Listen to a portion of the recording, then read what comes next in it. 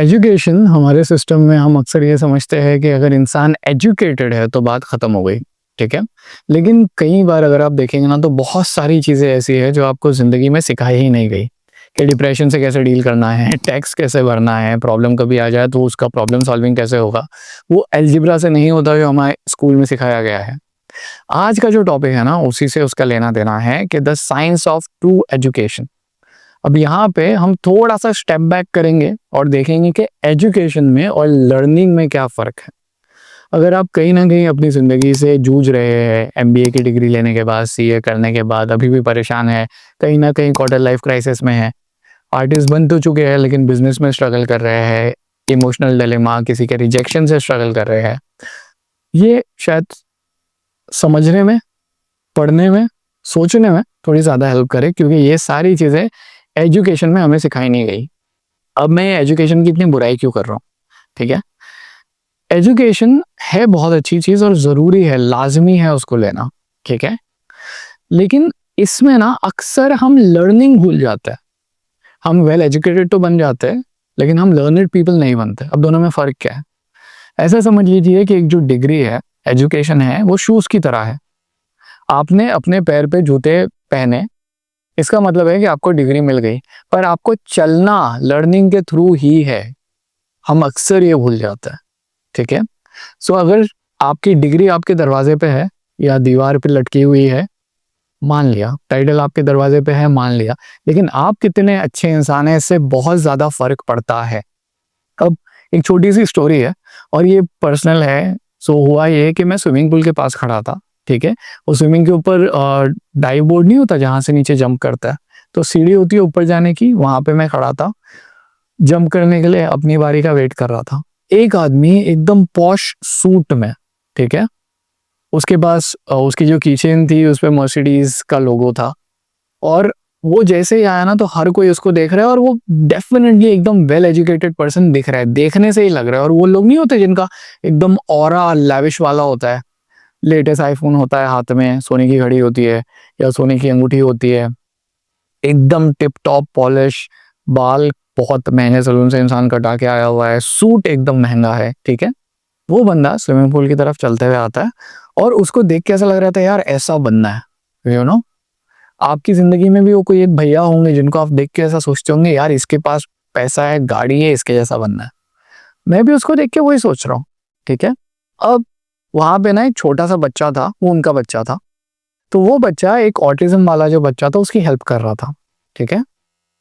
अब वो ऑटिज़्म वाला बच्चा डेफ़िनेटली उसको तैरने में थोड़ी प्रॉब्लम हो रही है, तो ये छोटा बच्चा उसकी मदद कर रहा है उसको और वो बच्चे दोनों बड़ी मस्ती कर रहे हैं और हम बेसिकली इस चिलिंग माहौल में आराम से स्विमिंग पूल के साइड में खड़े हैं, अपनी डाइव का वेट करते हुए, ये नज़ारा देखते हुए और अच्छा लग रहा है क्योंकि वाइब बहुत अच्छी है।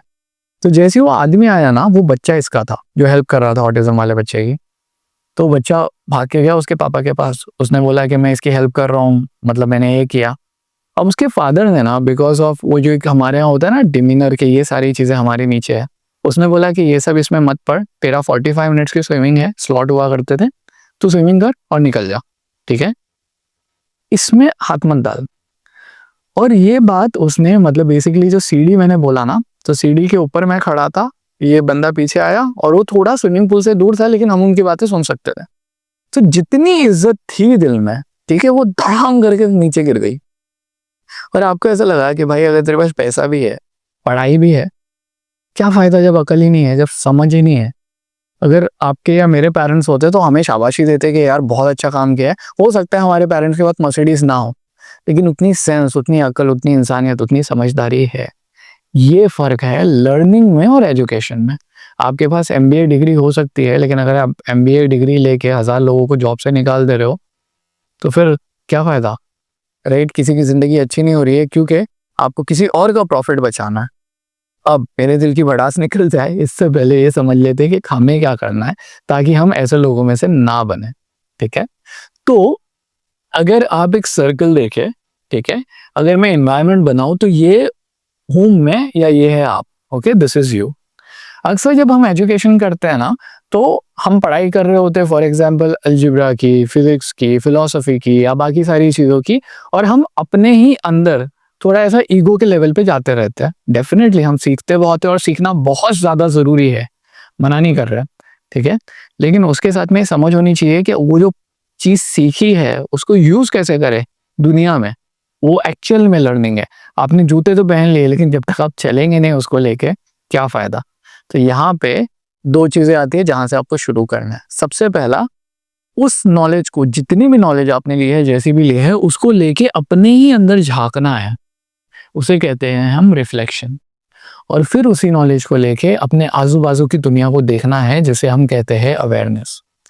अगर हम डे टू डे बेसिस पे ये करें, ठीक है? और ये सिर्फ ऐसा नहीं है कि संडे को आप जर्नल लेके बैठे, आपने एक बार लिख दिया और हो गया, नहीं। ये हर सेकंड में, हर दिन में, हर वक्त में अगर आपके दिमाग में है, तो what will happen is practice के थ्रू आप धीरे-धीरे वो इंसान बन जाएंगे जिन्हें हम लिटरली एडमायर करते हैं और बोलते हैं कि यार ये बड़ा अच्छा इंसान है, ठीक है? आखिरी पैसेज है, खाली मैं पढ़ता हूँ और फिर ये वीडियो खत्म करेंगे, ठीक है? Just as you can walk plenty without shoes. अगर आपके पास एजुकेशन नहीं भी है तो भी आप एक अच्छे इंसान बन सकते हैं। हमारे जो दादा थे, परदादा थे, वो हार्वर्ड नहीं गए थे, लेकिन वो इंसान अच्छे थे क्योंकि ये बेसिक समझ है तो लोगों में रहने से आती है, ठीक है? You can walk plenty even without shoes. You don't need to step into a classroom to understand the basic fundamentals of reality. The fundamental reality of nature and our proper role in it is understood by that. ठीक है? आपको classroom में जाके बैठने की ज़रूरत नहीं है ये समझने के लिए कि आप किसी इंसान से या किसी गरीब इंसान से या किसी मजदूर से कैसे बात करेंगे। Begin with the awareness and reflection. Not just once, but every single second of every day. ठीक है?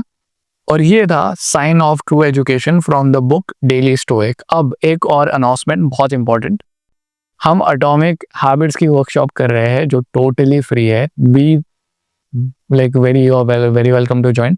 एक और बहुत इंपॉर्टेंट अपडेट है, ये चीज़ आज ही बनी है।